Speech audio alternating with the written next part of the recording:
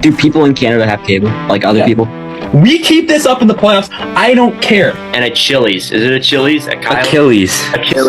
Finally. You don't know that? Fuck you! Get this guy the fuck out of here! Alright, well, coming in at number 5, I got Anthony Stolars. Now!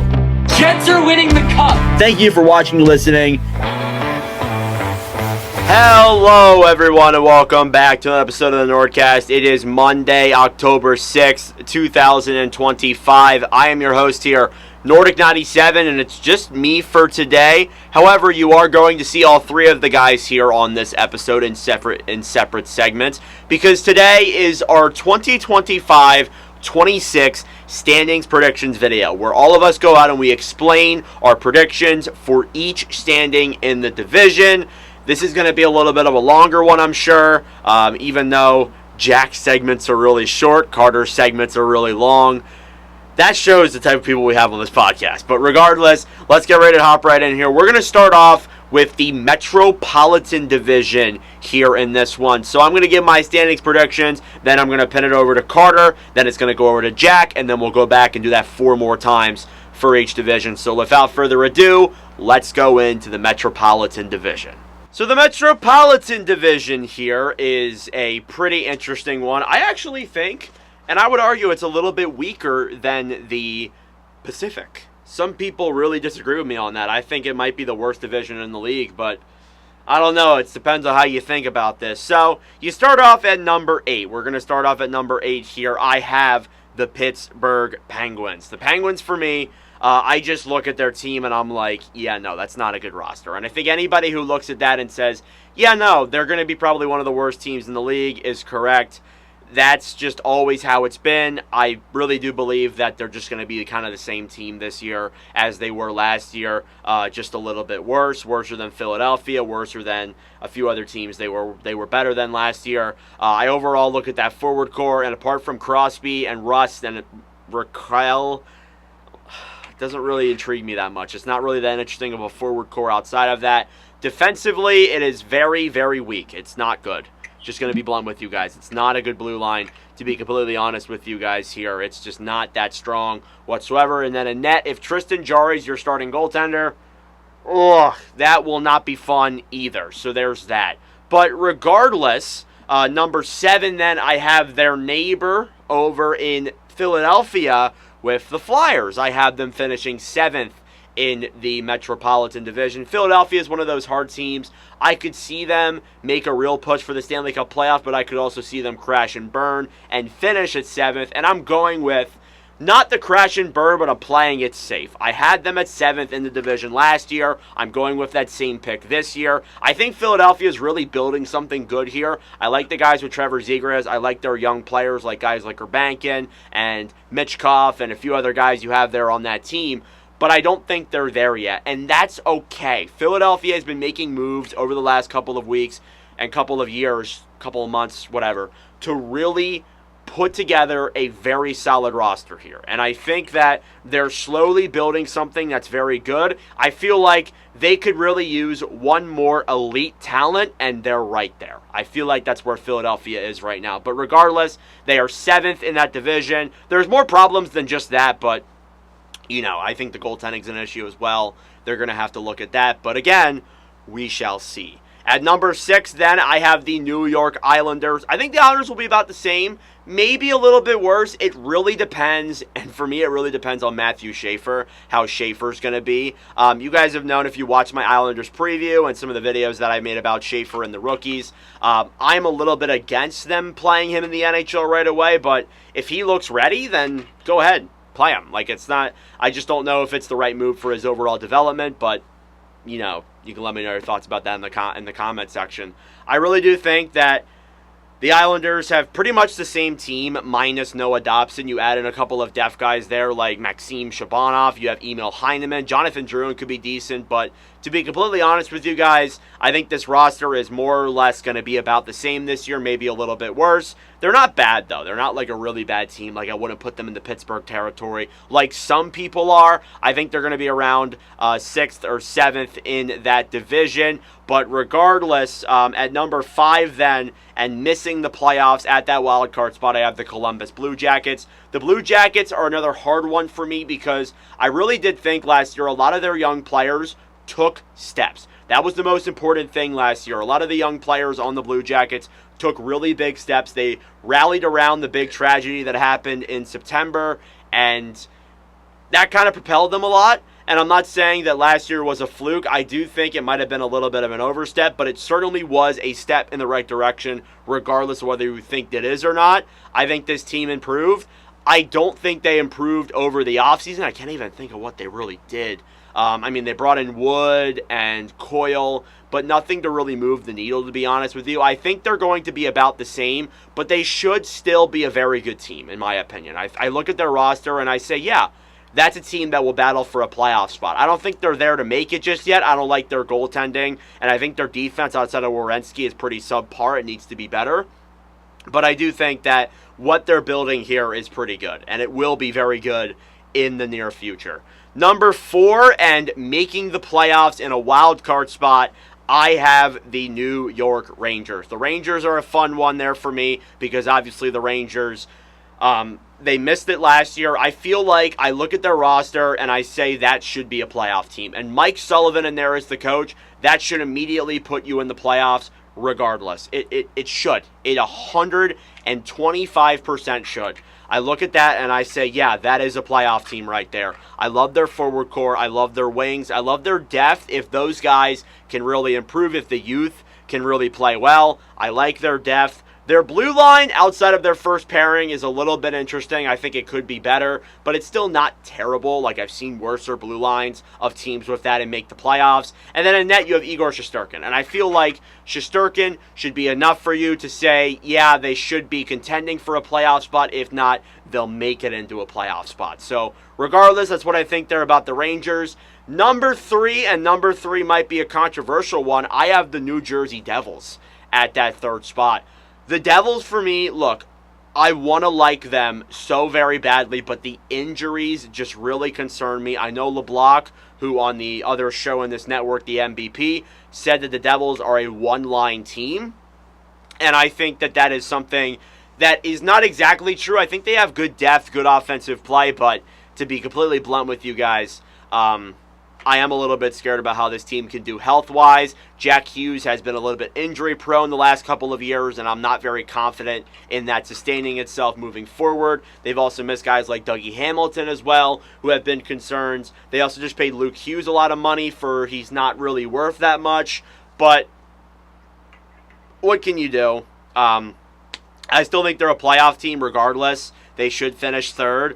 I don't see a reason why they wouldn't, to be completely honest with you. So the Devils there at number 3. Number 2 is the Washington Capitals. And the Capitals last year, they peaked. They were incredible. They were 1st in the Eastern Conference. They were 2nd in the NHL, 2nd or 3rd in the NHL, I believe. They were great. Now, the reason why I have them finishing a little bit lower, and when we get to Winnipeg, it's going to be the same reason, pretty much. I feel like last year was an overperformance. However, it's one of those instances where, like, I don't look at them and say, oh, they're going to miss the playoffs, like I have teams in the past who have performed that way. I look at the Capitals and I say, this is a team that just performed really well last year, but they still have a very good, well put together roster. They have their mix of young guys in there with some of their veterans. They should make the playoffs. They should be a divisional team this year. They should be. And the other thing is, too, is they shot at a really high shooting percentage last year, and it's been on record pretty much that teams that shoot at a high shooting percentage don't make the playoffs the following year. But I do think that Washington is a team that is good enough to make the playoffs, unless if those veterans take massive steps back, like that being Tom Wilson takes a massive step back, Carlson just regresses heavily, and even that, Ovechkin just doesn't look good this year. I don't think that's going to happen, in my opinion. I think this team's still very good, and regardless of what you think, I think they still are a playoff team. And then number 1, I have the Carolina Hurricanes. I have them 2nd in the Eastern Conference. I believe they are a team that is just pretty interesting. They have a really good forward core. I do think they're still weak down the middle. They need to fix that for sure. Defensively, they are locked down. And in net, I do have my concerns with the injuries, but they do have a very good tandem there regardless. And they're led by Rod Brindamore. So regardless, that's very good there as well. So yeah, that's my Metropolitan Division predictions. A lot of it's pretty straightforward. Not a ton of controversy. But let's move over to Carter with his. All right, guys, here we are. It is time for my division previews, starting off with the Metro, then going to the Atlantic, the Pacific, and then ending it off in the Central Division here. So starting it off with the Metropolitan Division, I have finishing in last place, I have the Pittsburgh Penguins. They're in the McKenna sweepstakes for a reason. I don't see a lot of talent on this roster outside of, obviously, Evgeny Malkin, Sidney Crosby. Erik Karlsson looked all right last year, but there's not really a bona fide player that I'm super excited about for this kind of team that's in a little bit of a weird spot, where they have players that should be in the playoffs, but right now they just don't have the team around them to really put them in a position. So I have the Pittsburgh Penguins finishing last in the Metropolitan Division. Coming in second last and seventh place total in the Metro, I have the Philadelphia Flyers. I'm not the biggest fan of their roster, really. I think that Mishkov is going to take a big step. I think that Zegras is really going to help him with that as well. They still have some good pieces, but the D-core and the goaltending is by far the biggest red flag that I have seen out of any of these teams, and it's definitely going to be a question mark for them this season, so I don't expect them to do very, very well at all. Coming in at number 6 in the division, I have the Columbus Blue Jackets. I think that last year was a massive fluke. I don't think it's super massive to where they're going to completely be last in the Metro or second last. But I think that kind of around third last in this division is kind of a solid spot to be. They were fighting for a playoff spot with Montreal last year, but I don't really think that that's going to withstand. I think Zach Werenski played amazing last year. I think that he was a big reason as to why they were there. Obviously, they were playing for Johnny last year, and I don't think that that's going to change this year. But I think that I just think that last year was a fluke, and I'm not really a big fan of a lot of the guys on this roster. However, if Kent Johnson, Cole Sillinger keep making progressions as they have been over the last little bit, I think they could definitely be moved up be moved up in the standings by far. Coming in at number 5 in this division and just missing out on the playoffs by 2 spots, I have the New Jersey Devils. They just locked up Luke Hughes to an $8x9 million deal. Pretty crazy that he's making more than his brother, and I like Jack so much more, but obviously he is more proven. However, I think that New Jersey has a very good team. I kind of fought with the 2 teams that I'll get to next here about where to put them, but I mean, I like the rosters of the other teams better. I like the goaltending of the 2 teams above them better, so it was really hard for me to do. I think that they're all going to be within very close, maybe 2 points of each other. I expect it to be very tight, but I just don't think that the New Jersey Devils have what it takes to make the playoffs this year. Coming in at number 4, I have the New York Islanders. I think that they are going to shock a lot of people. I think that they are really going to put a fight in for the Rangers. I kind of fought between the 2 of them on who I wanted to put in, but obviously third in the division, I have the Rangers. They are both very tight to me. I think I like the forward core of the New York Rangers better. I think I like the D core of the Islanders better, but I like Shesterkin a little bit more than Sorokin and Samsonov, so I had to go with the Rangers above.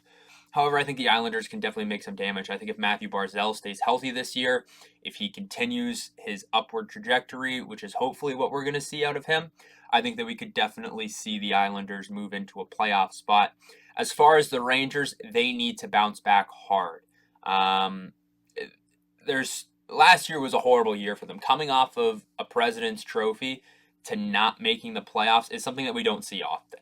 And it's something that JT Miller is going to have to wake the team up about.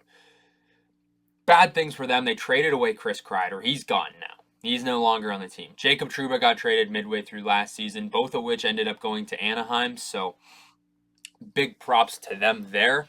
But they got to make something happen here. This is do or die territory for them. This is potentially their last year with Artemi Panarin unless they can figure out a way to keep him under contract. But there's a high potential that Artemi Panarin's gone. So if you want to win one with Panarin, it has to be right now. And on top of that, Mika Zibanejad has got to step up. They got to step up. And on top of that, the D-core in front of Igor Shesterkin also needs to step up, because without that, I think that the Rangers are kind of screwed, to be honest with you. Coming in at number 2 in the division, I have the Washington Capitals, fresh off of the OV goal chase. I think that he really was a driving factor in why Washington continued to play so well and drive themselves into the postseason, and especially such a high seed too. They were the number 2 seed overall, and were the regular season Eastern Conference champions. So I don't expect them to repeat as that, but I do expect them to be still very good this year, still very competitive. Not much really changed for them this year, I think, outside of losing Backstrom. I'm pretty sure he retired. I could be completely making this up.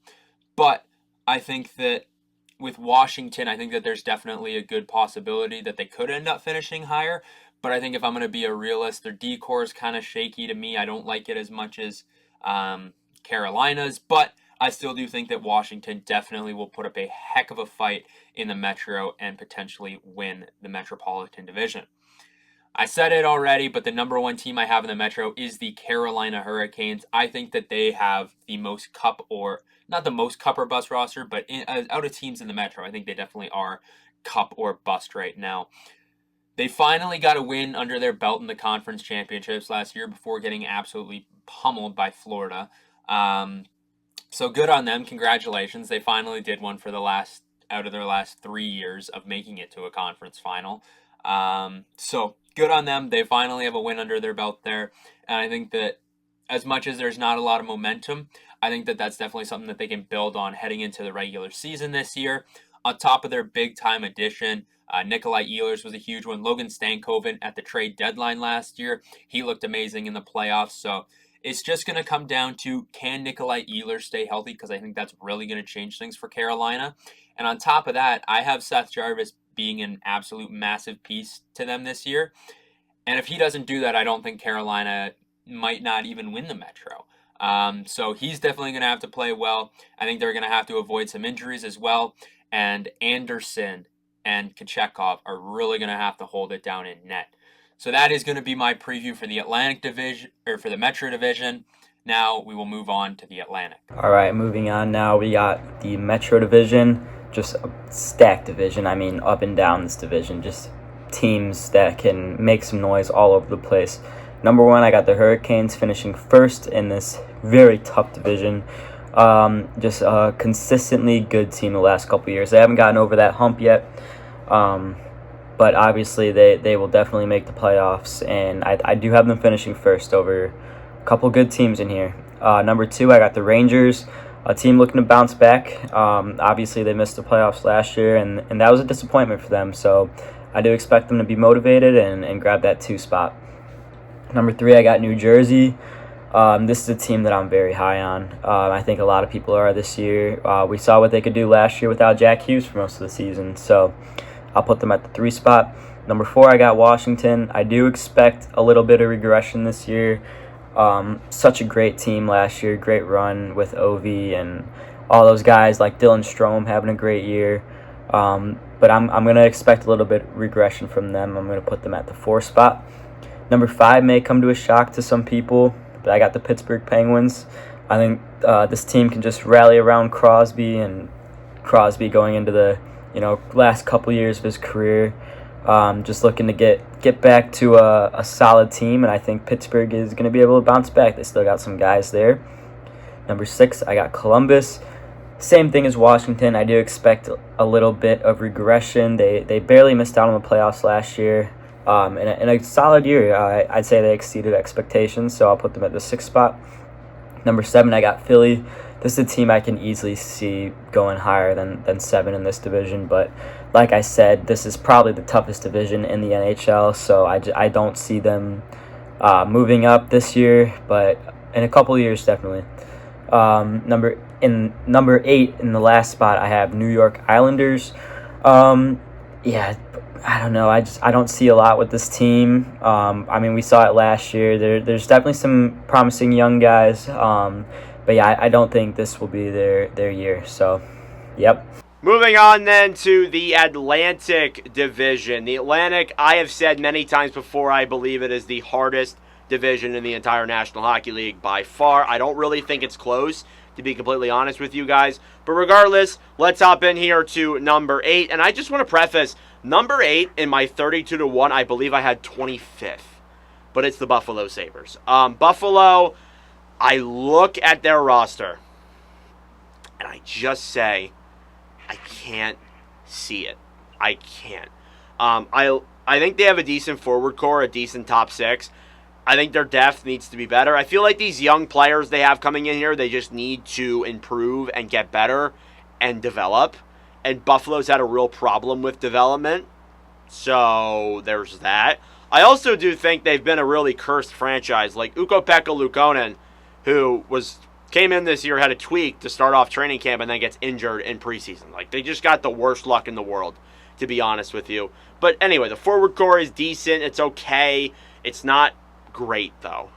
Defense is pretty good. I like their top 4. I think their top 4, if all their guys are performing at the right level, it's a pretty good defensive core. And then their goaltending. Last year was rough. No goalie I think had above a .900. UPL struggled. Levi struggled. They're bringing in Alex Lyon, who's all right, but he's not great. And then they're bringing in Alex Georgiev, who was on the worst team in the National Hockey League last year and one of the best and still put up bad numbers. So I'm a little bit concerned about that. But Buffalo, I think they're not in that realm where they should be bottom 5 anymore. They shouldn't be. I don't think they're that bad, to be completely honest with you. But I do think that they're not there yet. And that's, I would say it's okay if they were a different team, but it's been 15 years. So, definitely, yeah, not great.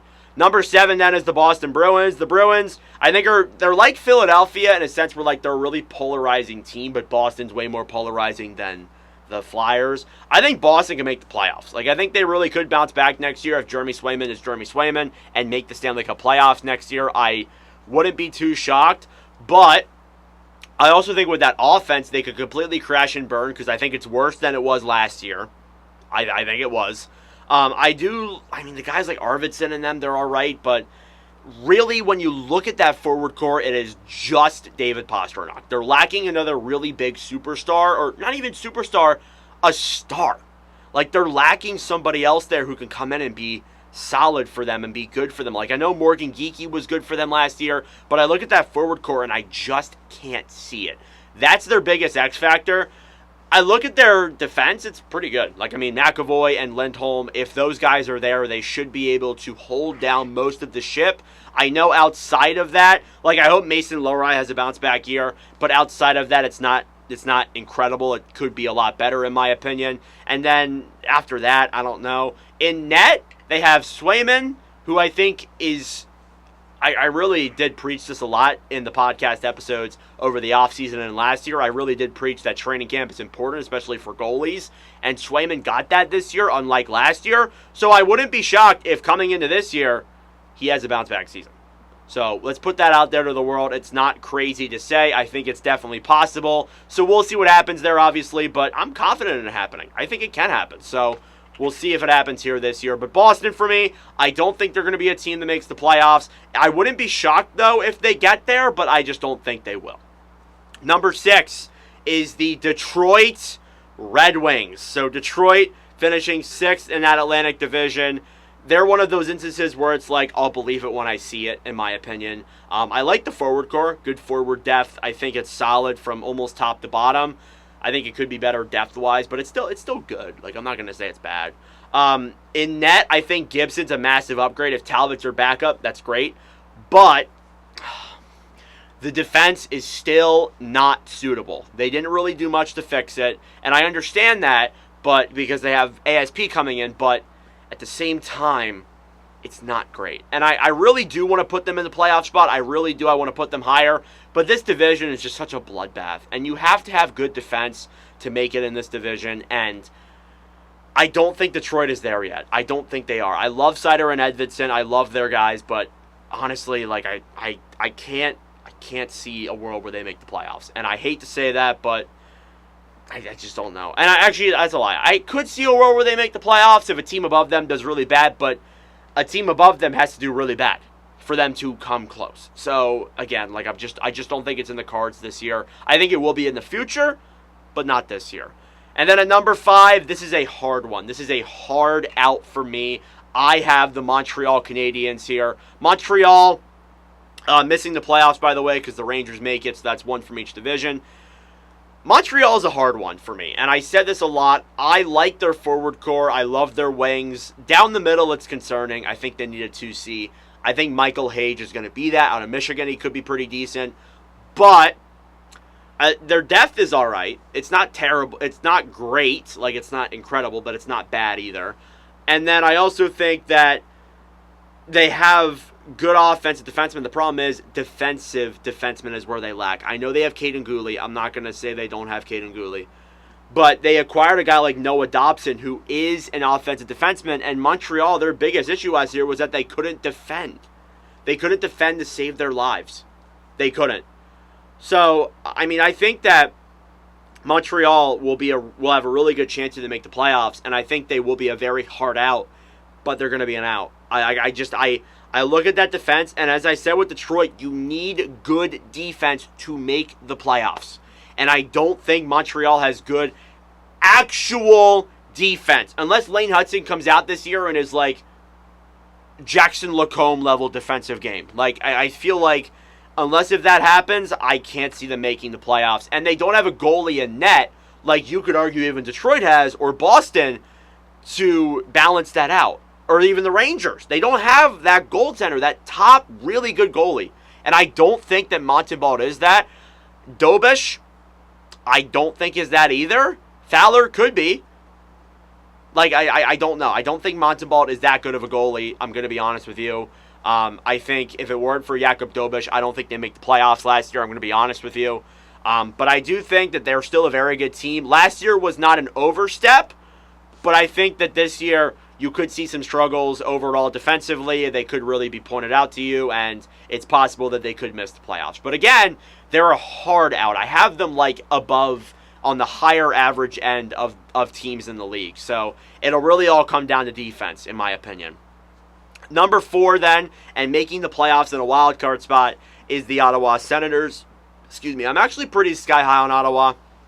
I think the Senators have a very well put together team. They improved. I actually have them just under top 10. I think I have them 11th in the league, placing above some of the teams in the Metropolitan division in terms of overall standings. But Ottawa, for me, I think they have a very good forward core top to bottom, good top end talent, good depth.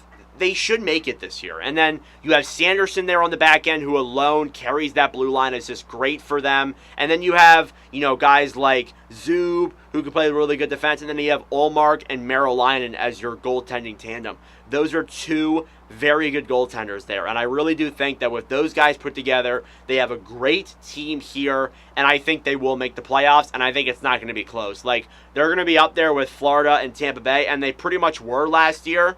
So I think they are just such a great team, and I think they're going to be a lot better this year. Number 3, moving into the divisional spots. This one's a difficult one, too, because you could argue with their injuries, they finished lower. That's the Florida Panthers. The Panthers last year, they were 3rd in the division. I think I have them 3rd in the division this year as well. And it's not because I think, like, oh, this team's not that great. It's because of the injuries. The injuries are really going to affect them. I think it's going to affect them more than they think. But, again, regardless of where they finish in the standings, they will go on a playoff run. They will. It has been known that they have done that, and I think that anything else, like, they will absolutely be able to go on a playoff run this year, regardless of where they finish. So, Florida there at number 3, I think, is valid. Number 2 is Toronto. They are really going to struggle with Mitch Marner. Without Mitch Marner, that is. They're really going to struggle without him. I think that you're not going to be able to replace 102 points, almost, no matter who you bring in. Now, the thing is, though, you could say we don't need a $12, $13 million player to assist the greatest goal scorer in the NHL. So there's that.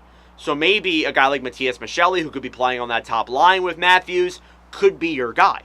You never know. I mean, again, I think Toronto still is a good put-together team. I had Florida above them until the Barkov injury, so now I'm a little bit lower on Florida. But regardless, I think Toronto is a good defensive corps. I think they have a good tandem. Stolarz and Wall were great last year. I think Hildeby has the upside to be good this year as well. I know Joseph Wall is taking some time away.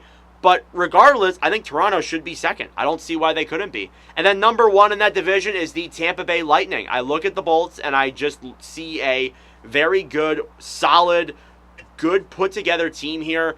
They're very, very, very, very, very top-heavy. They absolutely are. I think depth-wise, they certainly need to improve, but it's better than it was 2 years ago or 3 years ago, to be honest with you. I think that it's better than what it's been in the last 2 seasons or so. So regardless, I think that Tampa Bay has that in their advantage. I think their defense is still solid too, and then they have Vasilevsky in net. I think with the other teams dealing with their struggles and Ottawa, Montreal, and Detroit just not being there just yet, I think Tampa will swoop in there and win the Atlantic Division. I actually have them winning have Carolina winning the conference. I have the Lightning finishing second. I'm sorry if I put that the other way in the other clip. But regardless, that is my Atlantic Division predictions. Let's move over to Carter. All right, so here we go. Coming in to the Atlantic Division, where I will be having 5 teams making the playoffs.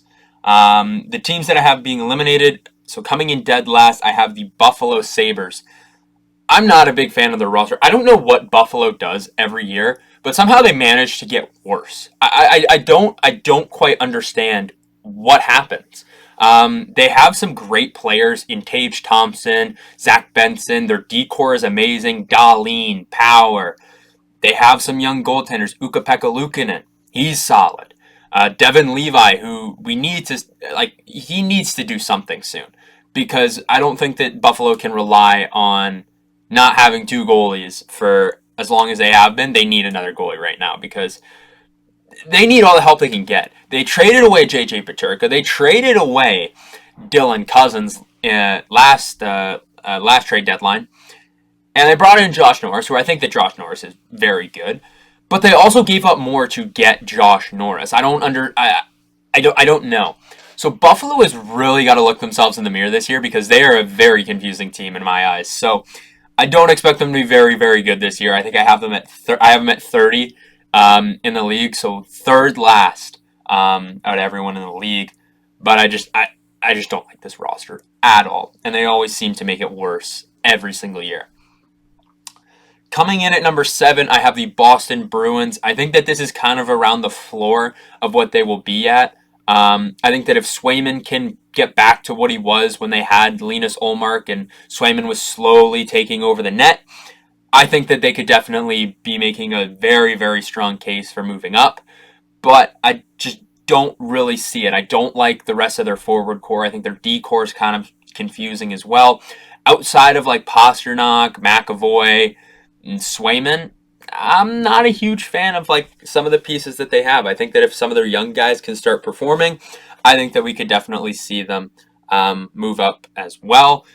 But I'm just not really seeing it on paper right now. Coming in at number 6 on my list, I have the Detroit Red Wings. I think that they definitely do have a great team. I think their D-core is pretty good. I like their forwards as well. But I just like a lot of the rosters above them better. I don't really know how I feel about John Gibson being there. I think that he is an amazing goalie, but I think that he was an amazing goalie and a goalie that teams should go after a few years ago. I don't know how much of a step he has actually lost or compared to if he's just been on the Anaheim Ducks for forever. So I think he's going to be the biggest question for the Detroit Red Wings. I think that Seider has got to play a little bit better. I think that he was solid last year, but I think from a former Calder winner, I think we'd expect a lot more. But I think that there's a lot of those guys that eventually I will get to. But I think that he's got to play better. I think Raymond has got to perform a little bit better as well. And Larkin, DeBrincat, Kane cannot do everything for them. So they got to start finding out some other guys. They need their depth to really help them key in and win some hockey games. Coming in at number 5 and just making the playoffs as the 17th best team in the league, I have the Montreal Canadiens. They did this exact same thing last year, so I obviously don't really know what's going to happen with them, but I think that Ivan Demidov is really going to help elevate this team and confirm them. I don't think it's going to come down to the last week of if they make the playoffs or not, but I think that with what they have and the teams that are behind them and the teams that are ahead of them in this division, I don't see them leapfrogging. I don't see them leapfrogging Florida, Ottawa, Toronto, Tampa. I don't see that, but I think that Demidov can definitely help them. I think that Cole Caulfield, Nick Suzuki, and that Slavkovsky line is unbelievable. I think that that is one of the better lines in hockey. I think it's one of the better first lines in hockey for sure. So I think it's all just going to be about that. And I'm excited to see what Demidov can do to help raise this team. I think we're going to see a nice sophomore year out of Lane Hudson. I think Gooley's going to be good as well. Their biggest question, of course, is just going to come down to goaltending. Can Montembeault help lead this team to the postseason, lead them further into the postseason and everything like that? That's going to be the biggest question for them here this year. Coming in at number 4, I have the Florida Panthers. They're going to be starting the season without Matthew Tkachuk, and they are going to be going the entire regular season without Alexander Barkov. And in my mind, that is going to hurt them a lot more than a lot of people will give them credit for. I think that they still have an amazing team. I still think that having Sam Bennett and I don't know who else they're going to put at their second line. It could be, oh my gosh, I'm actually blanking on his name, but you get the point. It could be anyone. Maybe they go out. Maybe they sign a guy. Who knows? No one fully knows what they are going to do. But if they guarantee that, Barkov is going to be missing the entire year, I think that they get about $3 million, I think, in salary relief. So we'll obviously have to see what happens with them there. But as far as that, they got to move some of these guys to long-term injured reserve and everything like that and start getting some salary cap back, because right now it's not good. And the player that I think could move up for them is going to be Anton Lundell. I think that what they have there is very special. I think he's nicknamed Mini Barkov for a reason. So we'll see what Florida can do there, but I still don't see them missing the playoffs. And Florida knows better than anyone that as long as you make the dance, as long as you make the postseason, you have a chance to win it. And Florida has proven that time and time again. They've proven it when they lost as the last wild card team, taking down the best regular season team of all time. And they did it and made the postseason. They beat a team with the 2 best players in the world twice. They've done it twice. Florida knows how to win in the postseason, so I feel like it doesn't matter where they are seated in the playoffs. They're going to make it to a cup final because they know how it works. And they'll have Tkachuk back, which will definitely help them out a lot. He's a playoff performer. Coming in at number 3 in the division, I have the Toronto Maple Leafs. They lost Mitch Marner a few hours before free agency started as he went to Vegas. They got some pieces back. They were able to add some depth, which was Toronto's biggest issue because they had so much money tied up to their core 4 of Tavares, Matthews, Nylander, Marner, and you could even throw Morgan Riley in there if you wanted to, but I feel like Morgan Riley was a little bit more chill back compared to their core 4 forwards. Now, Tavares, he's on a hometown discount. Marner is gone. You have so much money, and I think that they were able to do some things with some of that depth. They signed Matthew Nyes. I think that they got some rookies that could come in and make some damage. I think Easton Cowan has a shot at making this roster, and he performed very well in the CHL. So we're going to have to see what Toronto can do. I think that locking up Stolarz is definitely another big piece. I think that takes a big weight off of his shoulders. I think he'll be able to just play free. However, I had a hot take, and if you listen to our episode with Mike Bartner, you know exactly what it is, and that means you know exactly what team is coming up next. I have the Ottawa Senators being the new kings of hockey in Ontario and being ahead of the Toronto Maple Leafs.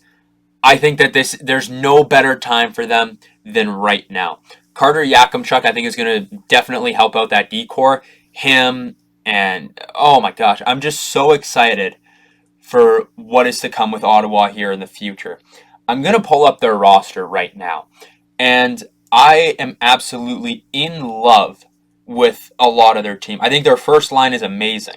Kachuk on the left, Stützle down the middle, Giroux down the right. Claude Giroux's on a $2 million contract. This dude wants a cup bad. And if you don't think that Ottawa is going to do what they can to help him out and win one in his home, you're out of your mind. I think that there's a lot of teams that want to do it, but I think that Claude Giroux is really going to try. I think we might see him become a different animal this year. I think Tim Stützle is going to take another big step in his career. I think having a full year of Dylan Cousins is really going to help them out here as well. Jake Sanderson, Artem Zub, Thomas Chabot. Thomas Chabot is their second left defenseman pairing. Thomas Chabot. So that's really good. Jordan Spence looked good in the preseason as well, so I'm very excited for him. I think Yakimchuk should make this roster. If he doesn't, that's definitely going to be a problem. On top of that, they also have Jake Batherson. He's sick, or Jake? I meant Drake. They have Batherson as well. A pretty impressive guy, and I love this roster. I'm a big fan of it for sure. So I think that Ottawa is probably going to become the Kings of Hockey in Ontario. But they will not be the Kings of Hockey in the Atlantic. No, no, no. That is reserved for the Tampa Bay Lightning. Andrei Vasilevsky, Nikita Kucherov, Braden Point, Victor Hedman. Need I say any more? This team is built to win. I think that Tampa Bay is going to make a nice deep run in the playoffs. I think that they will make the conference final. They're the Atlantic Division champions. And I expect them to play really, really well. Now, on top of that, I missed a player that I probably should have said, Jake Gensel, too. They have Gensel on this roster. What? It's crazy. This roster is so good. They have a good set of defense. They have a good lineup of forwards here. Their depth can be a little questionable at times. They still have $1 million to work with here. But when you have one of the best goalies in the world, when you have probably the best right winger in the National Hockey League, when you have one of the more underrated centers in Braden Point, another underrated left winger in Jake Gensel, like, this team is going to be slept on this year. And I think that Tampa is going to shut up all these haters. So I think that Tampa Bay is going to win the Atlantic Division. And that pretty much wraps it up for the Atlantic and the Eastern Conference as a whole. All right, finally for my Atlantic Division, coming at number 1, I got the Florida Panthers. Pretty self-explanatory, defending Cup champs, just all-around solid team. Even with Barkov out for possibly the whole season, I still like them a lot.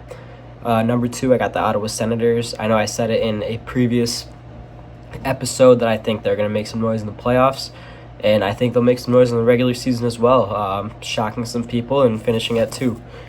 Number 3, I got Tampa Bay, just one of those teams that is consistently good year in, year out.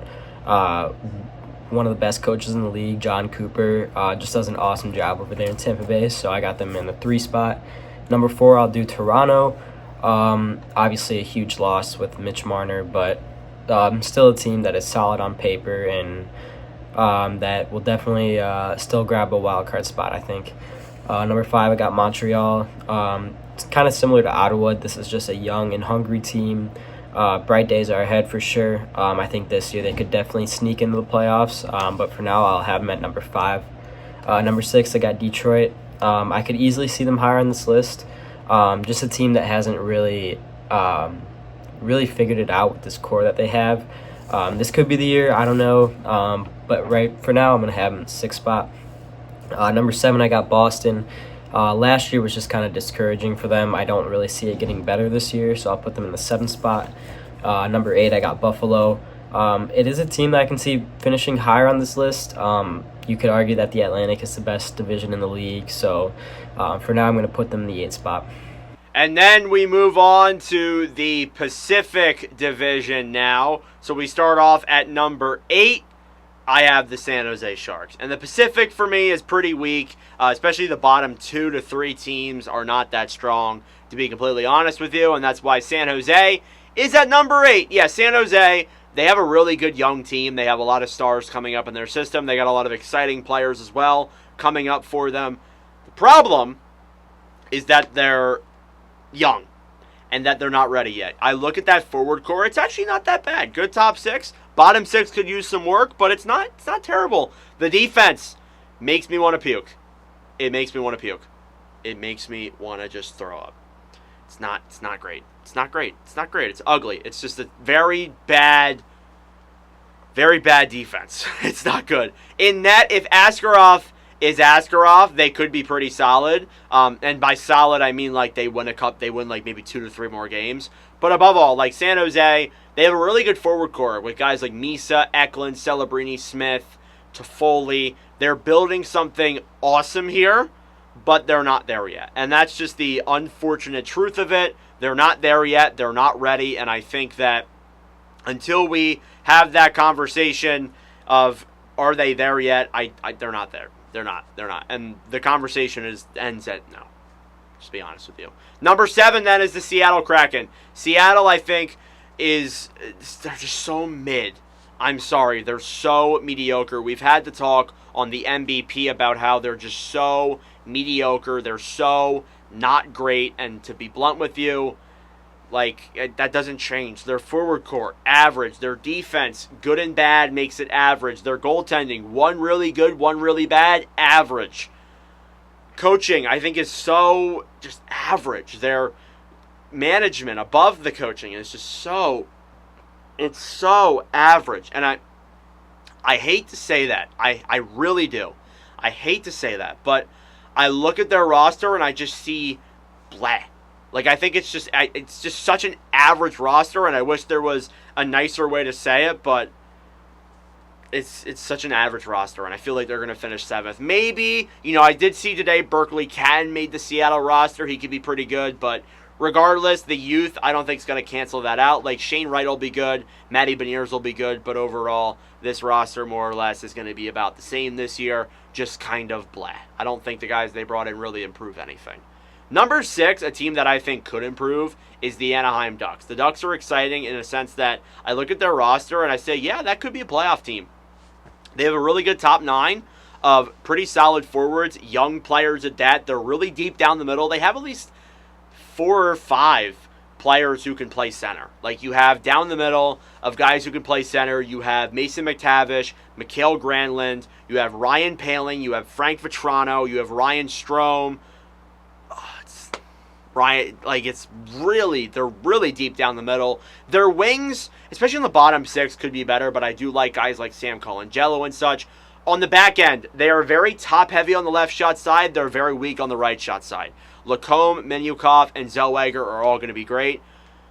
On the other side, Trouba, Gudas, and I think that's Luno would be their third guy if I'm missing somebody. But anyway, I think they still have a good roster.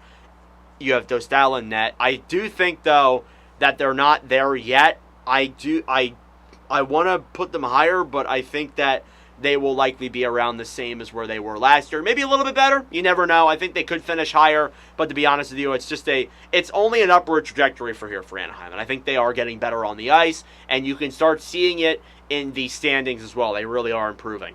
Number 5 and missing the playoffs is the Calgary Flames. The Flames, unfortunately, I look at their team and they did nothing to improve their problems. They must be really relying on things happening within. And again, I feel like they might even be trajecting towards a rebuild even still, which I don't even know how they can do that with Dustin Wolf. But regardless of that, they can't score. They can't score to save their lives. Nazem Kadri scored the most goals for them last year. Unless if guys like Coronado take big steps and Samuel Honzek's really good. And even then, if Parekh is good, I don't even think this team will improve that much offensively. Defensively, with Dustin Wolf, they'll be fine. If Dustin Wolf is Dustin Wolf as he was last year, he will be fine. Maybe he's a little bit worse, and if he's worse, they could be bad. They could be. They really struggled to score goals last year, and they didn't really bring in anybody that's going to help them score. So there's that real concern there with me. I'm not sure if that's going to really work out, but I don't know. Calgary, they're at 5. I honestly think it's a little bit generous, but you can take that what you will. Number 4 and missing the playoffs is the Los Angeles Kings. Yeah, I have LA missing the playoffs. So this is a difficult one for me. LA, like Montreal and like the other teams, it's going to be a hard out. They're going to be a hard out in this division, absolutely 100%. They're going to be a team that that are battling with that last wild card spot with the Mammoth. In my opinion, I look at LA. They have a decent forward core. I should say they have a good forward core. Good top 6. Their bottom 6 is all right. Defensively, it's really half and half. They have 2 or 3 really good defensemen, and then they have 3 just not good defensemen. And their goaltending is Kemper. Kemper will either be really good or probably will be between really good and really bad next year, like he was a Vezina nominee, and then the year prior with Washington, he was not that great. So he probably finishes somewhere in the middle of that this year. That's usually what those trajectory goaltenders will do. But LA, I think they're battling in that spot, and they just miss out to a highly powered offensive team like the Mammoth. But I could be wrong. I probably will be wrong, to be honest with you. I'm already having thoughts about putting LA on that last wildcard spot. But regardless, you can take it with what you will. Number 3 is the Vancouver Canucks. I have the Canucks bouncing back. Now, the Canucks, I will say this. There's a lot of what-ifs with Vancouver. I look at their roster, and I think that there's a lot that needs to happen for them to make it. You need to have Elias Pettersson have a bounce-back year, or if not a bounce-back year, just a little bit of a better year than last year. You need Quinn Hughes to stay healthy. You need that blue line to hold up even if he does go down. And on top of that, if Demko bounces back, that's a good tandem there between him and Lankinen. I mean, I do think they're weak down the middle. I like their wings, but I think they are good enough still to make the playoffs. With Quinn Hughes there for sure. If Pettersson can bounce back, that'll be great. With the million different Petterssons they have on their blue line, that'd be awesome too. But regardless, like I look at Vancouver and I say, yeah, that should be a playoff team. It should be. I don't see a world where they wouldn't be. To be honest with you, like I think they have a really good roster. The coaching could be interesting. Foote has been known as a little bit of a, quote, hard ass. But regardless, I think still, like, it's not impossible to say that they could make it next year. So we'll see what happens there, obviously. Number 2, Edmonton Oilers. The Oilers, it does, until McDavid re-signs, it does feel like a little bit of like a last dance, in my opinion. Like, I look at Edmonton, they've lost back-to-back Cup finals. They need to improve. They definitely need to, for sure. And to be blunt with you, like, I look at that team, I think they could really go on a run again this year. They could make the final. It wouldn't shock me, to be honest with you. They will probably go deep in the playoffs. I don't see a world where they don't.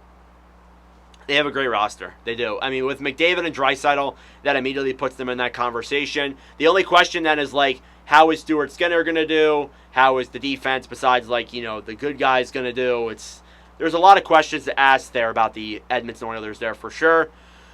And then at number 1, gotta obviously keep it like the podcast and not edit out the coughs. And then number 1, I have the Vegas Golden Knights. Vegas, for me, I think with the add of Marner, that puts together a really good top 9. A phenomenal top 9 at that. So, like, I look at that, and that immediately makes them, for me, the number 1 team in the Western Conference. I look at their blue line. It could be better. I've speculated Rasmus Andersson to there multiple times, but it's not impossible, but with the cap space. But Vegas has never been stopped by that before, so we'll see what happens there, obviously.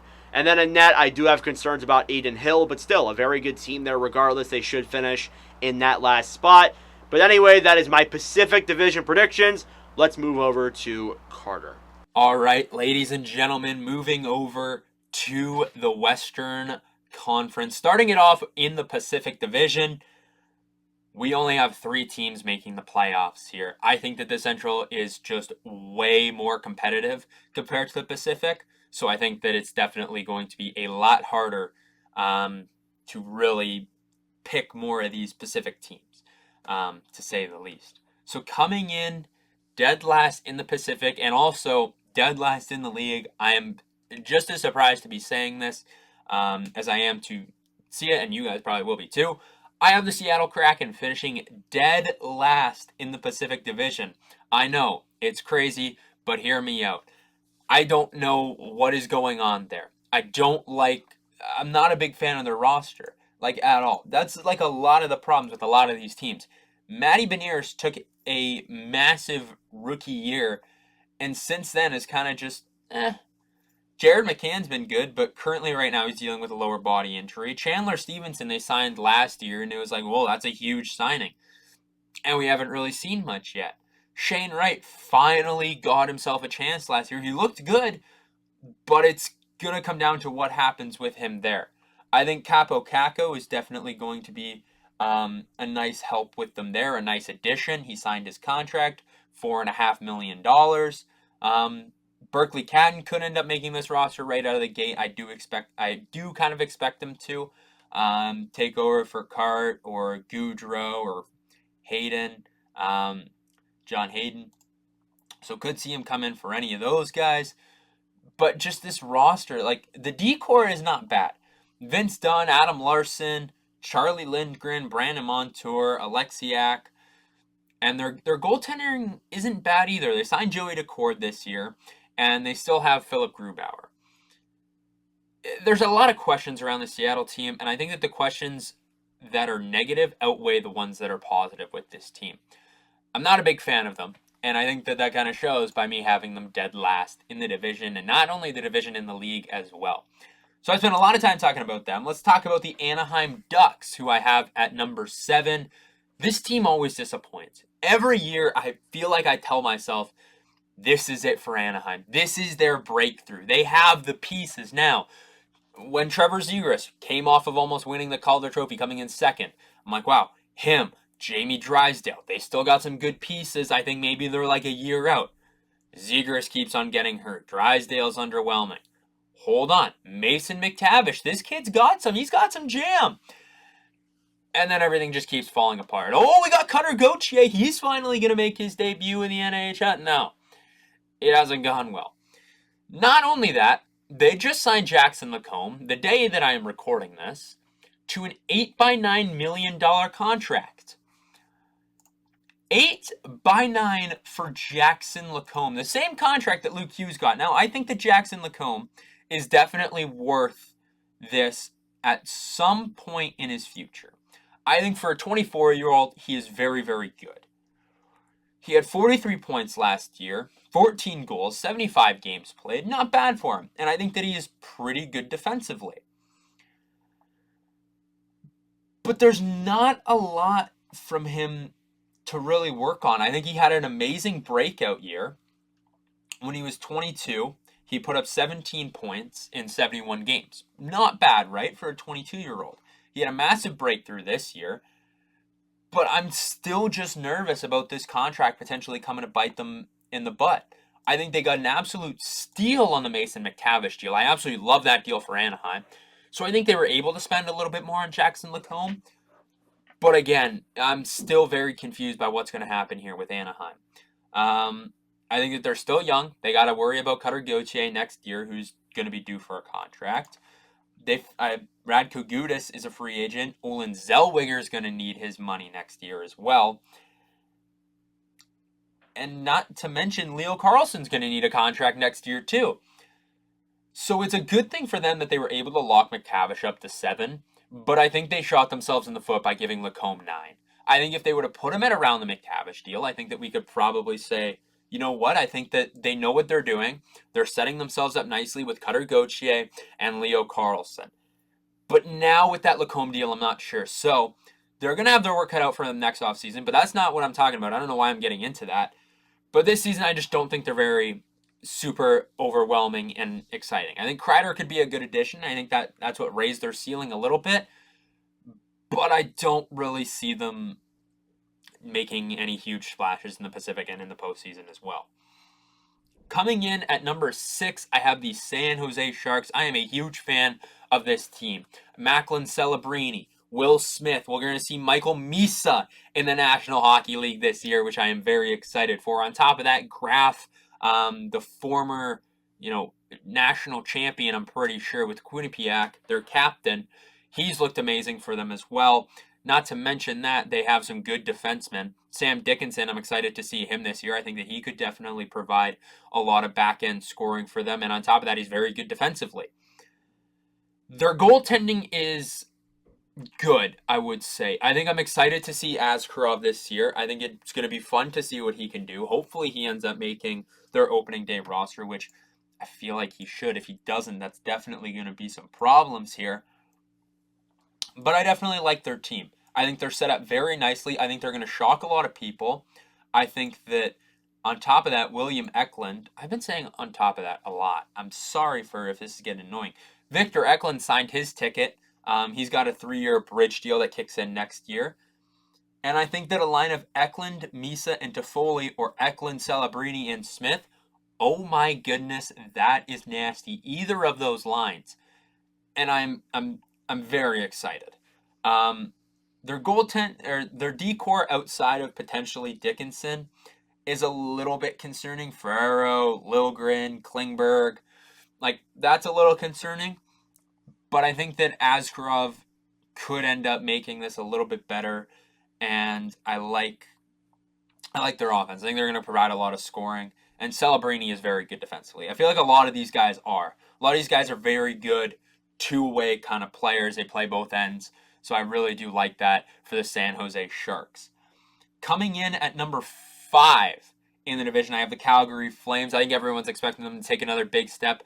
I don't think that that's going to happen. I think that Dustin Wolf definitely carried them last year, and I think that he will end up carrying them as well, but I don't think he's going to be able to carry them as far as we think. I think that Rasmus Anderson is not in the right place to be focused on Calgary right now. I think he wants to win a cup. I think he wants to compete, and I don't think Calgary does that for him. And I think that that was a talk in the offseason this year and around the trade deadline last year, which is Rasmus Anderson gone. What's going to happen with him there? I still do like this team. I think that Huberdeau just needs to find something. He needs to prove that he was worth $10 million and he wasn't just a Florida byproduct, even though this all came before Florida was good, but you get my point. He needs to prove that. Kadri has to earn his contract. Both of those guys need to start earning their contracts because it is starting to get worrisome that Calgary massively overpaid to just be mid. Here we go. Number 4, I have the Vancouver Canucks. I have them 15th overall, but missing the postseason because I think that the West is a lot better than the East. I think that this is going to be a big bounce back year for Vancouver. Elias Pettersson needs to score. And I saw that in the game actually against Calgary last night. He had an amazing one-timer goal fed from Quinn Hughes, which, again, Quinn Hughes, nasty. One of the best defensemen in the National Hockey League by far. By far. And Elias Pettersson's got to get going. Brock Besser, he also has to get going. For both of those guys, JT Miller is gone. The locker room distractions should be thrown out the window, and you can focus on playing hockey, which is what you were put on this team and on this earth to do. So that really has to happen for Vancouver in order if they really do want to make the playoffs and can knock out my team that I have at 14. Or eventually, maybe they win the 3rd spot in the Pacific. Who knows? However, number 3, I have the LA Kings. I think that last year they played very well. They were kind of like Washington, but like worse. And I guess the Jets too. I think that they kind of peaked last year, and I think we'll start to see them come a little bit back down to earth. But I still think that they're going to be top 3 in the Pacific. Not by a whole heck of a lot, but I think that they will be pretty close in there. I think that Kopitar, this is his last year. He wants to go out with a bang, and I think that the guys are really going to rally behind him and make sure that that happens for him. And if that does, I think that there might be a good chance that LA goes deep into the playoffs. However, I think with some of their players, their goaltending can be a little questionable at times, but I still do think it's very good. I think their defense is very good. Brant Clark really is going to have to take a step this year. On top of that, we're going to have to see Quentin Byfield continue his upward trajectory, which I think is one thing that he is definitely on right now. He looked very good last year. I was quite impressed with him last year, to say the least. What did he put up last year? Yeah, he had 54 points in 81 games, so not anything like too crazy, but not anything that you're shaking your head at like, we expect more from him. Yeah, he's a number 2 pick, and he's taken a little bit of time to develop, but I think once he does, which hopefully this year for LA's sake can definitely help them, especially with losing Kopitar after this year, he's really going to have to step up and make sure he can play that big man role. Coming in at number 2 in the Pacific Division and my number 4 team overall, I have the Edmonton Oilers. I think that Edmonton is going to have to figure out this Connor McDavid situation ASAP, like as soon as possible. Because I think that this is something that is definitely lingering over them that they might not let the media know about, but I feel like it's definitely something that is bothering them. Not knowing if your franchise cornerstone player is coming back or not for another season, 2 seasons, 3, 4, however many seasons he signs. Connor McDavid knows that he wants to win a cup in Edmonton. I think that that's the main thing. And I think that he will hopefully get this contract done before the trade deadline. Because if you're Edmonton, let's say you're Edmonton and you're sitting at 10 in the league. Do you sit and think like, man, we might let McDavid walk for nothing? It's a scary situation. It's a scary situation. I'm going to tell you that straight up. It's a scary situation. And I think that that's something that Edmonton's really going to have to worry about. And I think if they could get McDavid to be like, no, guys, I'm here. I'm focused. I'm ready. Like, I'm here. I'm here for you guys. Like, this is it. This is what I want to be. I want to be an Edmonton Oiler for life. I think that that's really going to help them. And I think that that's could elevate them. So that is what I am banking on right now. And I hope that he has an amazing season. I hope that him and Draisaitl can keep connecting for the next few years. I hope that they figure out this contract. And I hope that they can help bring a cup back to Canada because it's definitely needed. Stuart Skinner has got to figure something out as well. They got to figure out goaltending for sure because it is getting embarrassing for the Edmonton Oilers right now. Embarrassing. I'm scared of it, honestly. They need to find a goalie ASAP, like as soon as possible. Because as soon as Stuart Skinner starts sucking in the playoffs again, that's it. Even if it's not in the playoffs, in the regular season, if Stuart Skinner doesn't play amazing, you might kiss Connor McDavid bye-bye. Like, you might be, like, this could be over. Your cup window, in my eyes, I think their cup window closes as soon as Connor McDavid's gone. I think Leon Draisaitl's amazing. Don't get me wrong. I think Evan Bouchard is pretty solid too. But when you lose the best player in the world, your cup window is closing. And it closes like that. So, we'll have to see what happens with Edmonton. But I am definitely a little bit scared of their ongoing Connor McDavid issues. And I think that it could be something that drives them crazy. Coming in at number 1 in the Pacific Division and my number 2 team overall, I have the Vegas Golden Knights, fresh off of adding Mitch Marner. This team is stacked. There's not much else I have to say about it, but this team is stacked. They don't have the best player in the world in Connor McDavid, and then one of the top 3 in Leon Draisaitl by far. But I think what they do have is some of the best depth I've ever seen. Mark Stone is on your second line. That is a lot of teams' first line. Thomas Hertl is on your third line. There are a lot of teams that would ask for Thomas Hertl to be their first line center. There's a lot of them. And he's on your third line for retained salary. What? I don't get it. I don't understand. Vegas is so deep. And I'd say that outside of Florida, they are probably one of the deepest teams. They might even be deeper than Florida. Who knows? I don't really know. Actually, no. I'd probably take Florida's D-core better. But that's a debate we can have at a different time. But I think the addition of Mitch Marner is very much going to help them in the regular season. And it's quite impressive. All right, moving on. We're going to go to the Pacific Division now. I'd say it is the weakest division in the league. But anyways, number 1, I'm going to go Vegas. Obviously, some huge additions, including Mitch Marner. This is a team that can absolutely win the President's Trophy, and I expect them to finish first in a pretty weak division. Number 2, I got Edmonton. I do think they can definitely challenge Vegas for that 1 spot, but I'm going to put them at the 2 spot this year. Number 3, I got the Canucks. I do think this is a team that can surprise a lot of people. Still some big name guys there. So I think they can grab that 3 spot. Number 4, I'm going to go LA Kings. Just a consistently good team that is making the playoffs. Usually in that 3-4 spot in the Pacific. So I don't expect anything new from them. Number 5, I got Seattle. I think this is a team that is very underrated, and I think they can definitely challenge for that last wild card spot. So I'm going to put them in the 5 hole. Number 6, I got the Ducks. Young, promising team. Nothing wrong with them if they're finishing, kind of lower this year. A team that will definitely be good in years to come. Number 7, same thing as the Ducks. I got the Sharks in that spot.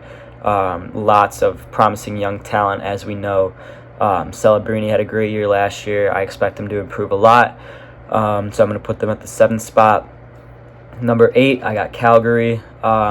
Just a team really with no direction as of right now. Dustin Wolf looks very promising, but I don't think this will be a solid year for them, so I'm going to put them at the 8th spot. Now we move on to my Central Division picks here. So the Central Division, definitely not the strongest, but still pretty decent, to be honest with you. You start off here at number 8. You have the Chicago Blackhawks. The Blackhawks are Chicago. I think Chicago will be one of, if not the worst team in the NHL next year. I just don't think they're there yet. I don't. And I think simply being put, I look at that roster, I see Connor Bedard, I see Frank Nazar, I see the youth they're building there, but they're not there yet. They're not. They're not there yet to really sustain that success and have me have a lot of trust in that success. So for that reason, I think they're going to finish 8th again next year. But I do like what they're building. Their defense is full of young players who have a lot of upside for sure. And I think that that's something that you can take with a lot of pretty good thoughts to go out of that. Because I think their blue line as well is full of a lot of young players. They just signed Matt Grzelcyk today. So I think they're building something pretty good there in Chicago. But regardless, they're still a ways away from getting to that point. Number 7 is Nashville, and I've talked a lot about Nashville the last couple of weeks. I look at their roster and I just say I can't see a world where they finish above 7. I can't see a world. Unless if a team above them really crashes and burns, like really plays bad. I can't see a world where they finish 7 or above 7, to be honest with you. I look at their roster and I just say, no way. Their defense is is just terrible. I know Roman Josi, if he's healthy this year, will carry a lot of the workload, but it's still not that strong. It's just not, to be completely blunt with you. I look at it and I'm like, no, that's not that great. The forward core is all right. It's okay. Down the middle, they're pretty weak. The wings, they're all right, but overall, their forward core is like not the greatest. And then in net, I think Saros just is unlucky with playing behind a weak blue line. But overall, like I can't see them finishing above that spot. I cannot. Number 6, this is where we get into the hard conversations here. These next 3 are going to be pretty difficult to discuss. Number 6, I have the Minnesota Wild finishing at 6th in that Central Division. Yeah, this is a hard one. I think Minnesota has a good team. They have a good team. However, that Central next year is going to be very competitive. It is going to be very competitive. You look at the teams, you had 5 of them make the playoffs last year. Minnesota barely made it last year. And I know they had the injuries, but if that's really what it takes, if all it takes is Kaprizov going down to make them barely make it, if Kaprizov goes down next year, and he has gone down with injury a couple of times, this team's screwed. They are. And I mean, again, like I don't want to say they're a one-player team, but Kirill carries a lot of the workload there in Minnesota. And I feel like Wild fans will agree. He carries a lot of the workload there. And if Kaprizov goes down, that team is screwed. And I don't have a lot of confidence in that. I don't have a lot of confidence of your team basically relying on one player. I know I said that they're not a one-player team, but still, it's definitely something you need to worry about. I like the defense. The defense, they're building something good there, but it's a little bit young, honestly. I like Gustafsson and Wallstead. I do wonder, though, if Gustafsson signing his new extension, could that mean that Wallstead gets traded? I don't know. We'll have to see what happens there, obviously, but definitely something we want to look at there down the road for sure when you look at that Central Division. But Minnesota, I have them missing it this year, and that even though they did re-sign Kirill Kaprizov, that deal is done. I think they missed the playoffs this year, to be honest with you. Number 5 is the Utah Mammoth, and making the playoffs is the Utah Mammoth. Finally, one of my teams makes the playoffs this year. I just had to do it. I see a lot of teams putting the Mammoth, or a lot of creators putting the Mammoth in the playoffs. I got to do it. I got to go with it, and I think Utah will make it this year. I like their forward core. It's pretty deep. It's a very good top 9. I do think they could use somebody better down the middle. I think they could use that. That's why they have a guy like Caleb Denier in their organization, which is fine. It's fine with me. But overall, I think that, to be honest with you, they do need work down the middle. Their defense will be better next year for sure. Sergachev has said numerous times that he wants to take a little bit more of an offensive role, and hey, go for it, yeah. Overall, though, I do think Utah has a very solid, well-put-together roster, and they will be a playoff team next year, in my opinion. I look at them and I say, yeah, that's a playoff team for sure. I do think, though, like if they start off really slow, I think there is a real possibility that maybe they fire Andre Torgny. It's not impossible, but regardless, let me know your thoughts about that in the comment section down below. Number 4 and making the playoffs is the St. Louis Blues. I am pretty damn high on the St. Louis Blues, and you guys should know that. I have been preaching about their prospect pool and their overall team for a while now. I look at their roster and I say that's a very good one.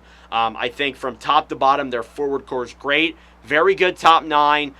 Their defense, I think it could be better, but it's still good. I like guys like Parayko and Falk there, obviously. Broberg was great last year. So there's good guys on that blue line for sure. And then in net, you have Jordan Bennington and Joel Hofer, who could be one of the more under-the-radar tandems in the National Hockey League. Very, very good, in my opinion. And then you also have, your coaching there with Jim Montgomery. This is a good team. This is a team that should make the playoffs next year. It wouldn't shock me if they're in a top 3 spot, but I'm playing it safe, and I'm putting them at 4 so nobody goes and yells at me.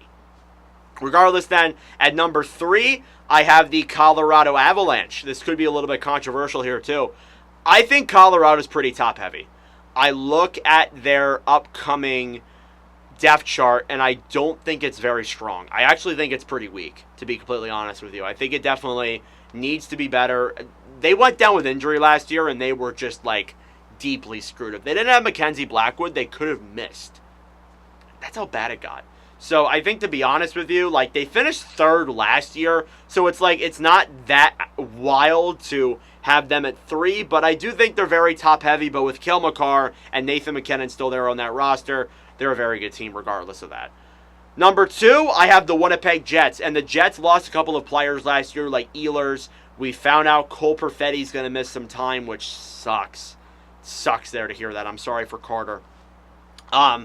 I think the Jets have some problems, but they're still a good team. With Connor Hellebuck on their roster, with Kyle Connor on their roster, Mark Scheifele, they still have a good team, a team that is good enough to make the Stanley Cup playoffs. Again, kind of like Washington, I feel like they overperformed last year. You could see some more struggles this year, but I still do think that the Jets are worthy of being in the top 2. And then number 1 for me, moving through this a little bit quickly, because it's kind of rapid fire. Some of these are expected. I have the Dallas Stars there at number 1. The only problem I have with the Stars is their coaching.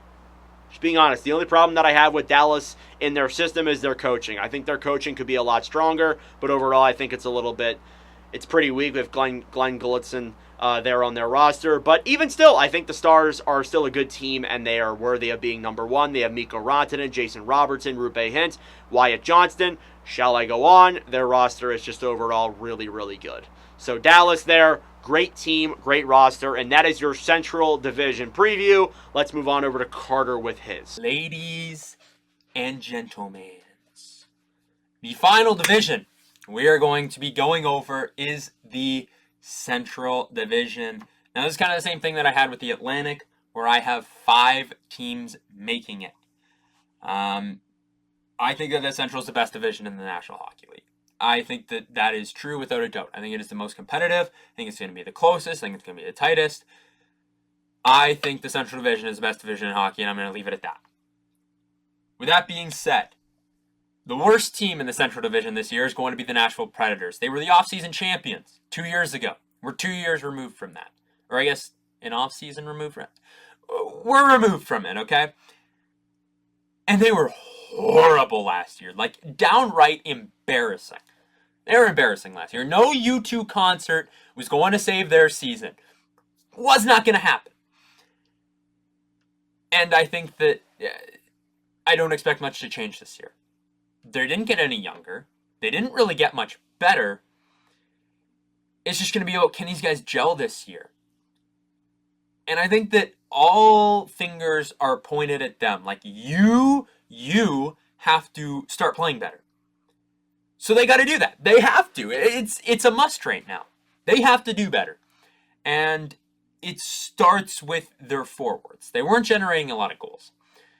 They weren't helping their superstar. I don't know if I want to call him superstar. We'll call him superstar. We'll call him star. They weren't helping their star goaltender in UC Saros. That doesn't go over well. Roman Josi, I'm pretty sure, was battling a lot of injuries last year.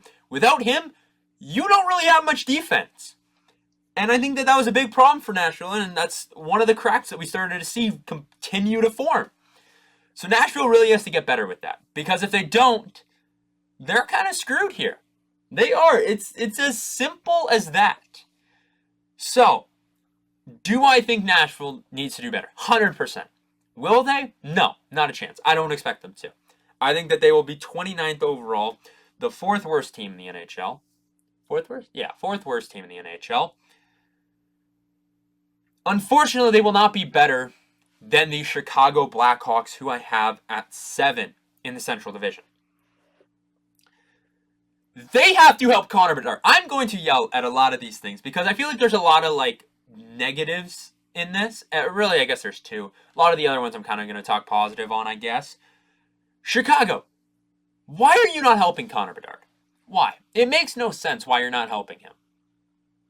I'd love to know why. I'd absolutely love to know why. Because as it stands right now, they do not have a lot of young players that could potentially play. Well, they do have a lot of young players, but none that it really seems like they want him to play with. With that being said, I would like to say, I think him and Donato work out pretty well. I think him and Frank Nazar would work very well. I think a line of Donato, Bedard, and Nazar would work out amazingly. Problem with that is all that they would have. That is pretty much it. Unless you want Foligno as your second line center, which, don't get me wrong, Foligno is still a very good player, but I don't think he can be your second line center. On top of that, your other option is Jason Dickinson. He's not a second line center either. So they really got to figure that out. Oliver Moore better make this roster. He better. If Oliver Moore doesn't make it, there's going to be a problem. Ryan Green also better make this roster. Your team is young. You're not going to compete. Give your young guys the NHL experience now, so when the time comes when you are competing, they know hockey. They know the NHL. They know how it works. When you need mentors and these young players that you're just going to put in their lineup, what's going to happen when, after this year, Nick Foligno, his contract's done? That's it for him. What's going to happen when Sam Lafferty, he's done after this year too? What's going to happen when Jason Dickinson, and I know I was just ripping on him for potentially being your second line center, what's going to happen when he's gone? You need these guys to teach your young players right now. And if you let them go, you're wasting time with them. If you're not going to get the on-ice production, at least get the off-ice production for your younger guys so they can help them be better in the future. That's how it's going to work, and that's how you're going to get better. And I think that Chicago needs to realize that and realize they have to help their franchise star in Connor Bedard before things ever get better for them. I think that they were expecting almost when Patrick Kane came to the Chicago Blackhawks, and this was kind of approaching the end of their rebuild or retool, whatever you want to call it. We're going to call it a rebuild. And it was right approaching the end of the rebuild. They already had a lot of young pieces. It's like Connor Bedard was their last piece, but they didn't have a lot of pieces before him. Let's be totally honest. They did not. Not a lot of good young pieces. They didn't really have a Jonathan Taves to put with their Patrick Kane, we'll call him. And Chicago needs to realize that. They have to. And they have to start giving him some young players so he can build chemistry and he can have this chemistry with them that he can carry on throughout his career. Because if not, Connor Bedard is going to take $16 million from you next year. It's not going to be less than that. Even if his production is like 80 points this year, we've seen the potential from him but his team sucks around him. At least make it worthwhile. At least have him prove to you that he can be a 100-point guy as a 20, 21-year-old in the National Hockey League. Because as soon as he does, you're going to realize that, and you're going to wish you paid him sooner. So, that's all I'm going to say on Chicago. I kind of rambled on him, Jack. I'm sorry. But your team needs to help Connor Bedard. Coming in at number 6 on this list, I have the Utah No Longer Hockey Club Mammoth. I love this team. I'm upset that I can't put them in the postseason because this team is good. Clayton Keller looks amazing. JJ Peterka, they just added. I think he's going to be amazing. We saw the Dylan Guenther breakout, which I'm very happy for.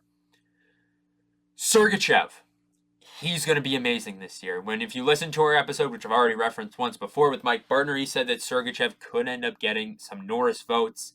And I don't think he's wrong there.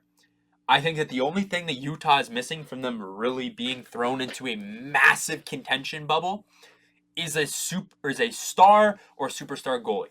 I think as soon as we see that, I think everybody's going to think that, whoa, Utah is a massive powerhouse. But until they get that, I think everyone's going to see them as more of a threat than a powerhouse. I think that they definitely can make the playoffs. I think that there's a chance they could take over St. Louis, who I will get to in a minute here. But I don't want to bet on it. I think I would rather take St. Louis to make it over Utah. And we're going to leave it at that. We're going to leave it at that. All right.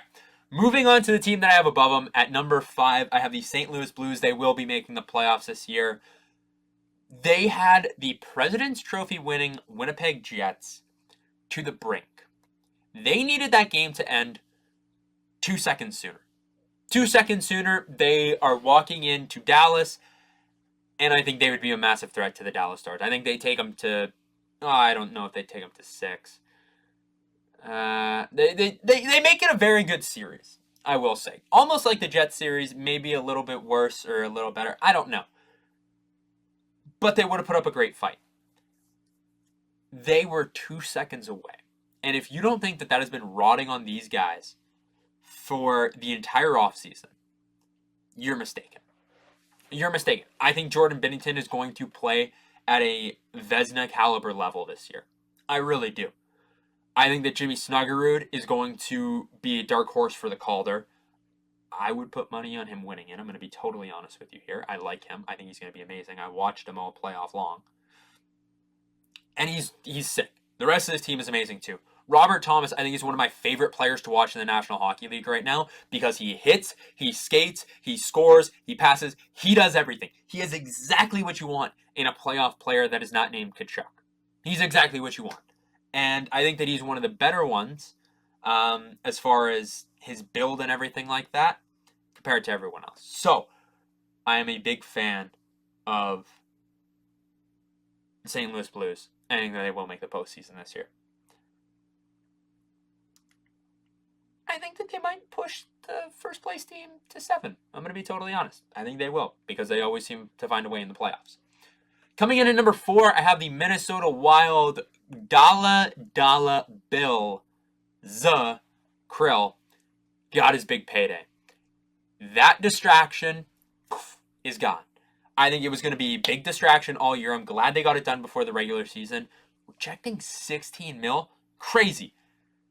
But he got 17, so what do I know, right? What do I know? Congratulations to him, first of all. I like this roster. Their forwards look amazing. I love what they have going for them. I think that they are going to be amazing. I think led by Krill, who was performing at an MVP level last season before he got hurt. Let's not forget, he had Minnesota up to fighting for the President's Trophy early on in the year before his injury, obviously. He had that going for him right away. Impressive to do for the Minnesota Wild. He made hockey. It was is Minnesota back? Are they no longer mid? And then he gets hurt and Minnesota goes back to reality. Unfortunate for them.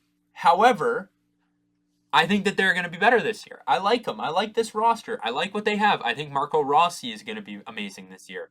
I think that Matthew Boldy is going to be amazing this year. They have some young pieces. And let's also not forget, Brock Faber. This guy was, like, let's not forget, he was one of the best rookie defensemen 2 years ago. Zeev Bouillon as well. He's a rookie this year. I mean, he could be amazing too. There's a lot to look forward to. Philip Gustafson. Minnesota has a lot to look forward to, and I think they have a lot of upside this year.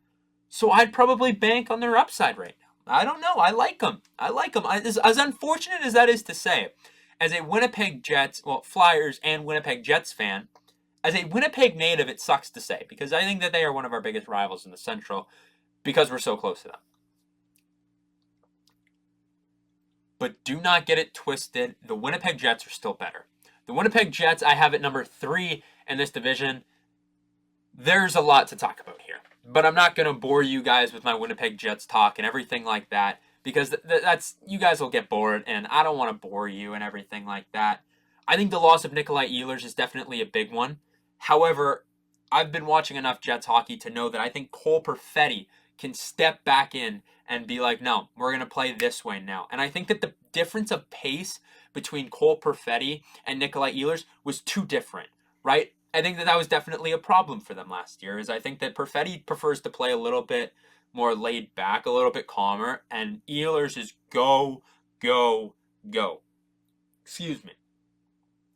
So I think that that's really going to help them. I think the Adam Lowry injury kind of sucks. I think that they definitely do need him in order to... You need your captain. First of all, you need your captain. That's a non-negotiable, right? You need your captain, and I think that it kind of does suck that he is not going... that he might not be there to start the season. On top of that, I think their decor is still good. Dylan Sandberg signed his ticket. I wish they would have signed him for longer, because he's going to prove that that contract is a massive underpay, I think. He's one of the best defensive defensemen in the NHL. Definitely the most underrated defensive defenseman in the NHL. So, big ups to him.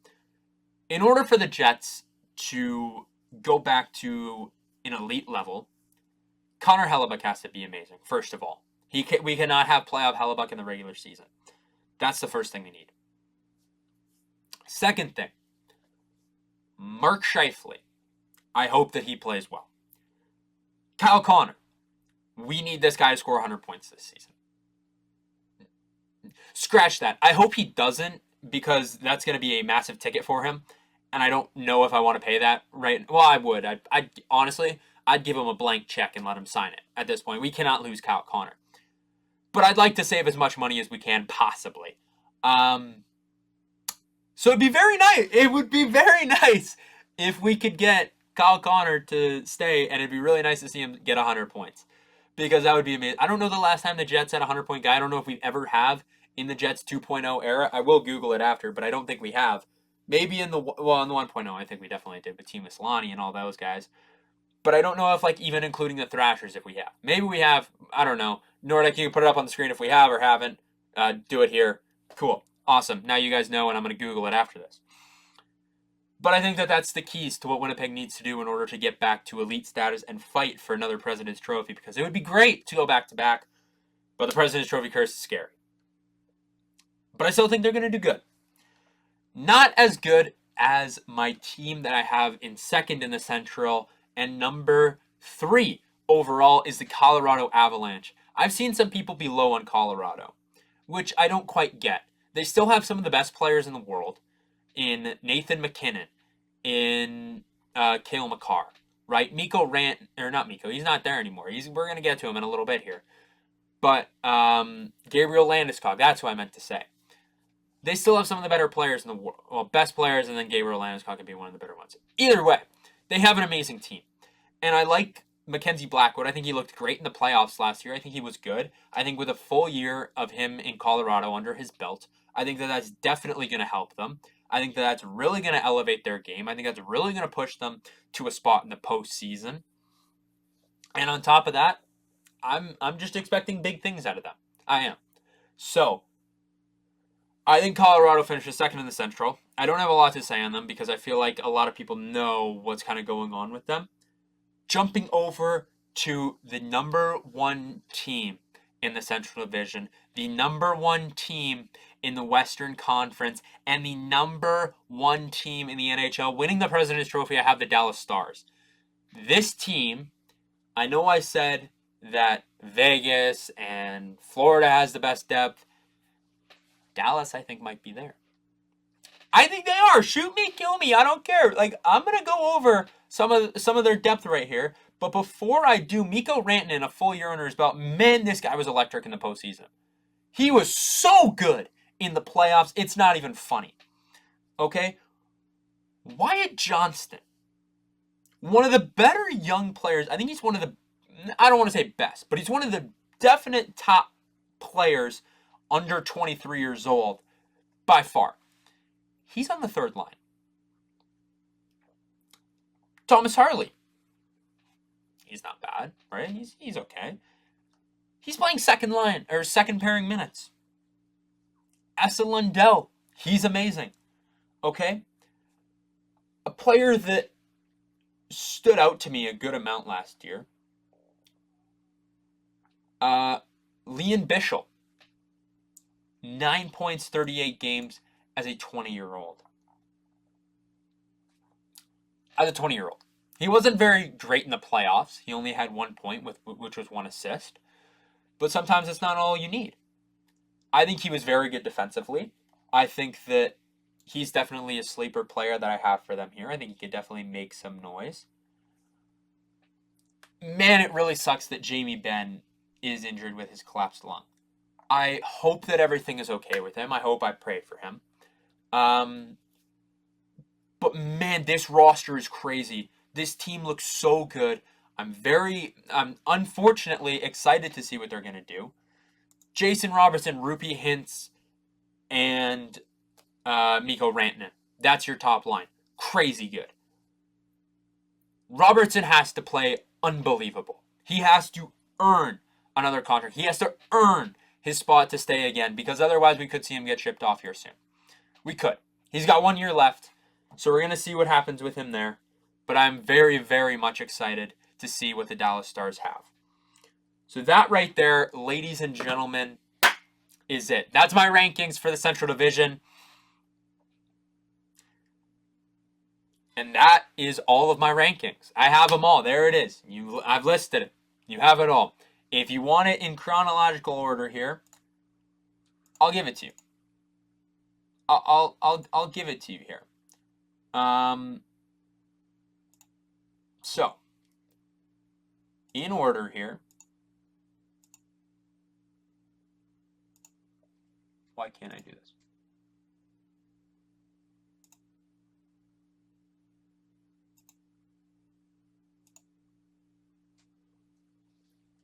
All right. So that is going to do it for me and my rankings. I gave you every single division. I kind of broke a lot of them down. I broke the Central down a lot more, just because I feel like I had a lot more to say about it. Not exactly sure why. It just kind of happened that way. But my rankings from a full league perspective, I'm going to talk about teams that made the playoffs, teams that didn't make the playoffs as well, and we will go through it. So a lot of these teams are missing the playoffs here. This is going from 31 all the way up to 1. So we have the Seattle Kraken, the Pittsburgh Penguins, Buffalo Sabres, Nashville Predators, Chicago Blackhawks, Philadelphia Flyers, Anaheim Ducks, the Boston Bruins, the Columbus Blue Jackets, the San Jose Sharks, the Detroit Red Wings, Calgary Flames, New Jersey Devils, and the New York Islanders all miss the playoffs. And then at 18 and 17, both these teams do end up making it, even though they are below the halfway mark. But they finish worse than some of the Western teams. I have the New York Rangers at 18 and the Montreal Canadiens at 17. 16 and 15, both these teams did miss out on the playoffs, unfortunately. But I have the Utah Mammoth and the Vancouver Canucks. Here we go from 14 to 1 here. We have the St. Louis Blues, the Los Angeles Kings, the Florida Panthers, the Minnesota Wild, Toronto Maple Leafs, Ottawa Senators, Washington Capitals, and the Winnipeg Jets. Winning the Metropolitan Division, I have the Carolina Hurricanes at 6. And winning the Atlantic Division and the conference, as far as regular season is concerned, I have the Tampa Bay Lightning. The Edmonton Oilers and Colorado Avalanche do end up making the playoffs here and finish in the top 4, but they are not their division or conference or President's Trophy winners. The division winner goes to the Vegas Golden Knights in the Pacific Division, and the President's Trophy champions and the number 1 team in the NHL will be the Dallas Stars. So thank you all very much for tuning in to my rankings and my breakdowns of every division and a lot of teams that I kind of gave small but some big breakdowns on for them. So I'm very excited. Hockey is back, folks. We are a week away. I'm so excited to talk hockey on the podcast again. This is going to be a lot of fun. It'll be nice to do some breakdowns of some teams and not just talk about rumors from the offseason. So thank you very much for tuning in. I love all of you. Moving on to my last division prediction here, we have the Central Division, another super stacked division. I put them up there with the Metro. Number 1, I have the Stars finishing in first place. This is going to be my President's Trophy prediction as well. All around, such a good team. Number 2, I got the Colorado Avalanche, a team with some really solid guys there, as we know. McKinnon and McCarr, just unreal players. So I'll put them at the 2 spot. 3, I got the Jets. I expect a little bit of regression, but still such a good team. Obviously, we know what they did last year. So I'm going to put them in the 3 spot, still grabbing a playoff spot. Number 4, I got Minnesota. I know a lot of people have them finishing a little lower. I think Minnesota will grab a wild card spot. But yeah, a team that can finish really anywhere, I'd say, in the standings here. Number 5, I got the Blues. They're just a team that it always finds themselves in the race, and I think that 5 spot would be where I would expect them to finish this year. Number 6, I got Utah. Again, easily a team that I can see finishing higher than number 6. A team that will definitely improve. Last year we saw they already have improved, and I expect nothing less from them this year. Number 7, I got Nashville. I know a lot of people probably have them finishing a little higher, but just based on what I saw last year, I don't know if I can see them finishing higher. Just a pretty brutal year for them. At number 8, I got my Chicago Blackhawks. No real expectations for them this year. Young, fun team. I think it'll definitely be more exciting than last year. Just with guys like Nazar improving, Renzel could win the Calder, and obviously Connor Bedard's there. So I think the main thing is just looking for Bedard to improve. So those are my division standings. Thank you for watching. And that being said, that concludes this standings prediction of the NordCast. We will have another episode this week. Don't worry. We did take a week off last week just because of our schedules. It was really busy. But regardless, that'll do it for us. Thank you all very much for watching. If you enjoyed, be sure to like the video down below and subscribe if you are new. But regardless, that is it for us. Thank you for watching. We will see you guys in the next episode. Thank you guys so much for watching or listening to yet again another episode of the NordCast. If you enjoyed, please subscribe down below or follow us on Spotify and Apple Podcasts. If you want to follow us on TikTok, we are at NordCast. If you want to follow us on Instagram or Twitter, follow at NordCast_. That'll do it for this episode. I'm Nordic. Thanks for listening from all the crew, and we'll see you guys in the next episode.